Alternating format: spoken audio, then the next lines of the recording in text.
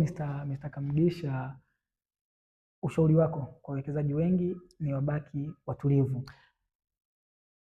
Kwanza, ingia katika masoko haya ukiwa na malengo ya muda mrefu. Uwekezaji katika masoko haya ni mchezo wa muda mrefu, sio kamari. Najua watu wanasema bei zinaweza zikapanda zikashuka, kwa hiyo ngoja tu nitabahatisha hapa, inaweza ikapanda nikapanda. Uwekezaji katika masoko ya mitaji ni mchezo wa muda mrefu, sio kamari, sio kubahatisha. Kuwa na utulivu, chagua vizuri unataka kuwekeza katika kampuni gani, kwa sababu zipi unazoziona. Kama hauna uhakika, tafuta ushauri wa wataalamu, watakushauri. Na tuko akina Alpha Capital tunatoa ushauri bure kabisa. Ukija kwetu ukasema naomba mnisaidie kunifafanulia hivi leo niwekeze katika kampuni ipi, tutakushauri kwa mazingira ya leo. Ni vizuri uendelee kucheki na sisi jinsi siku zinavyopita, kwa sababu kampuni inaweza ikawa ni nzuri sana leo na kesho ikawa haifai. Ndio. Tutakushauri kwamba mwaka mmoja uliopita tulikuwa tunasema kwamba uwekeza hapa, lakini sasa kutokana na hili na hili na hili, hapo mahali hapafai, toka. Na kama unatoka hapo, wekeza huku. Ndio. Hiyo ni elimu ambayo tunaitoa kwa sababu ni kauli mbiu yetu, ni dhamira yetu ya kutoa elimu hii kwa watu bure.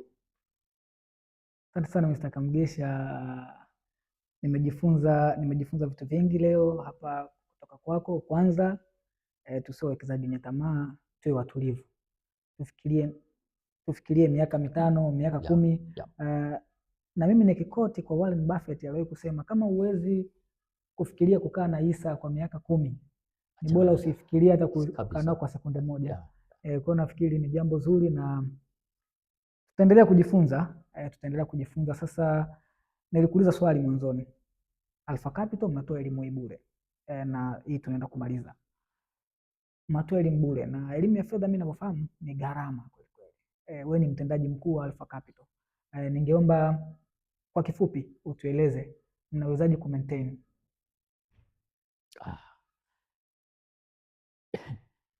Ili tuweze kufanya kazi, sisi tulipoamua kuingia katika biashara hii, tulitambua kwamba uchambuzi wa financial assets ni sehemu muhimu ya kazi tunayoifanya. Tuwe na thamani kwa wateja wetu. Ili tuwe na thamani ya maana kwa wateja wetu, ni lazima tuwe tayari kuwashauri. Ndio. Kwa hiyo tumekusanya timu nzuri ya wachambuzi wazuri ambayo wanafanya kazi ya uchambuzi kama sehemu ya ajira zetu katika kampuni. Na elimu hii pamoja na kwamba inatugharimu kwa kiasi fulani, lakini tukiitoa bure, tunaamini kwamba tutakuwa tumewasaidia zaidi wale wanaochagua kufanya biashara na sisi kwa kuwa wateja wetu.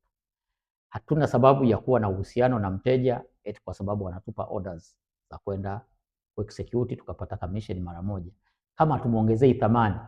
Kwa sababu kama watu watawekeza kwa hasara, watalikimbia soko halitakuwa na faida. Yetu na kukua kwetu sisi kuko katika soko kuvuta watu wengi. Tunajua kwamba tunaweza kuwa tunatoa elimu hii bure, alafu biashara ya execution na commission inaenda kwa watu wengine. Lakini tunaamini sisi kwamba tukiendelea kufanya hivi, tunatoa huduma kwa soko, tunatoa huduma kwa nchi, tunatoa huduma kwa soko, kwa uchumi wetu, na bila shaka na sisi kipande chetu cha keki tutakachopata kutokana na hiyo kitakuwa kinakuwa kadri ambavyo soko linaendelea kupanuka. Asante sana Mr. Kamugisha. Basi watazamaji wetu nafikiri wamepata somo zuri sana, akili juu ya fedha, saikolojia ya wawekezaji na tabia za wawekezaji wa Tanzania. Tumesikia mengi, na kama nilivyosema, tulikuwa na mtu ambaye amekaa kwa muda mrefu kwenye masoko yetu ya fedha na experience yake ni kubwa. Mimi namshukuru sana Mr. Kamugisha, mtendaji mkuu wa Alpha Capital, na naendelea kumkaribisha kwenye Capital Connect kwa sababu ni kipindi ambacho ni endelevu na kitakuwepo hapa kila wakati mpaka tumalize episodi zote, tuendelee na episodi zingine. Nafikiri neno lake la mwisho kwa wawekezaji kama baba, kwa sababu mimi napenda kumuita baba. Sasa kwa wawekezaji wengine kama baba, unatushauri nini sasa vijana? Kwa sababu najua wazee wenye makamu kama ya kwako nafikiri hawajakosea sana. Ningependa utoe ushauri kwa watu wastaafu lakini sisi kama vijana, ushauri wako, komenti yako, lakini nafikiri pia kwenye masoko yetu, general comment. Kwanza nikwambie, wanaokosea ni watu wa rika zote. Nimekupa mfano wa mtu mzima mwenye mtoto wa kusoma Uingereza. Ndio. Huyu mtoto alikuwa anasoma Uingereza aliyekosa ada. Kwa hiyo hata wazee wanafanya makosa. Hii habari ya tamaa na mikurupuko sio ya vijana peke yao. Tofauti tu ni kwamba vijana wana fursa ya kuanza vizuri wanapoanza mapema. Waanze mapema na sio lazima ukosee kama walivyokosea au wazee waliotangulia. Pata elimu, uitumie vizuri, uwekeze vizuri. Cha kwanza, chagua vizuri broker wa kuwakilisha, mshauri wako swala ya uchumi.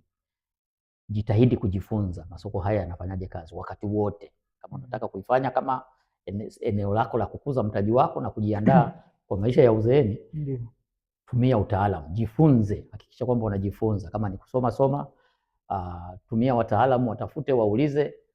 Na Alpha Capital tunatoa ushauri bure, niseme kwa mara nyingine tena. Kwa hiyo karibu sana. Na ufanye kazi ya uwekezaji, yani tabia ya uwekezaji ni hobi yako, ni tabia yako ya kila siku. Wekeza kidogo kidogo, utaendelea unakuza mtaji mpaka ukija kufika hizi umri wa akina sisi, unakuta mtaji wako umeshakuwa mkubwa ya kutosha. Okay. Basi mimi nikushukuru sana Mr. Kamugisha. Niendelee kukaribisha sana kwenye Capital Connect kwa sababu tutakuwa na episode zingine tutakazoendelea nazo. Basi pia watazamaji wetu, ukipata kipindi hiki, jaribu kushare na watu wengine.